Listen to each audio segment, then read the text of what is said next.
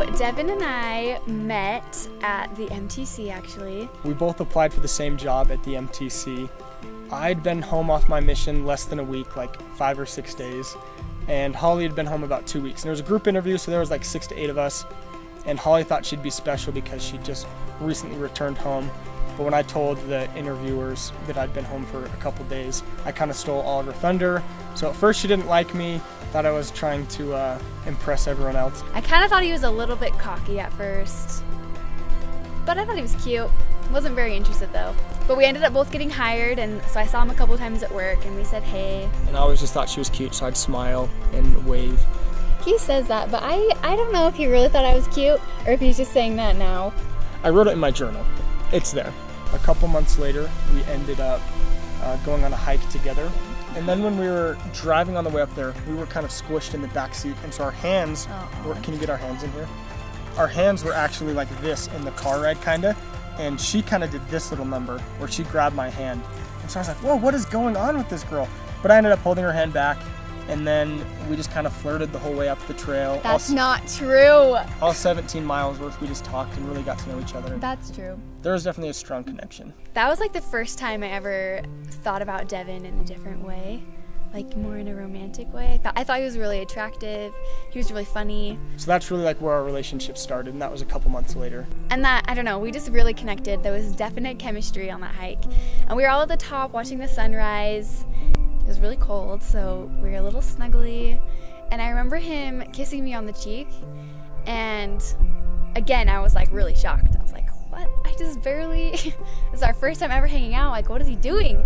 And then we saw each other like every single day after that for at least a couple weeks, whether it was just at school or doing homework together, or we lived like a block and a half away, which was just awesome. So we saw each other a lot. But it took us a long time to kiss, actually. Devin was a little scared of commitment for the first little bit of our relationship, but I was okay with that. I was just really happy with where we were at. Holly and I's first kiss was actually in this mountain, somewhere around here, really close by. We had gone for a drive and we're just having a pretty deep talk about our goals spiritually, and at this point we hadn't kissed, obviously. Anyway, so we came up here into this mountain, and I told her that every time I was with her I wanted to kiss her. When Devin looked at me, he said, Holly, do you want to take a trip into the mind of Devin? And I said, yeah, I do.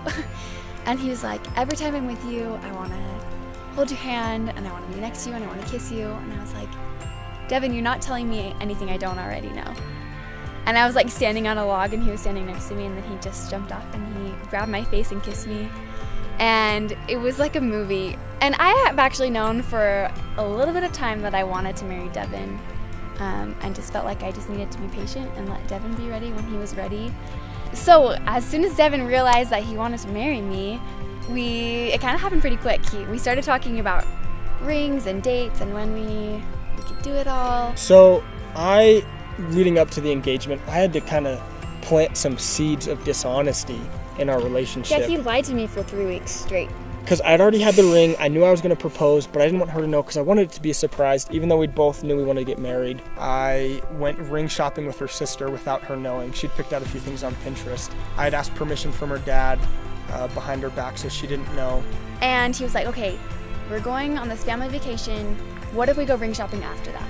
And I said, that's great, that's perfect. And then like a couple days later, he's like, when should I talk to your dad? And I was like, I don't know. Like, maybe just on the vacation with my family, like that's a great time, we'll all be together. He's like, oh, good idea, I'll just talk to him then. And then he told me that he had to be late to our family vacation because he had this work meeting, and that made me so sad.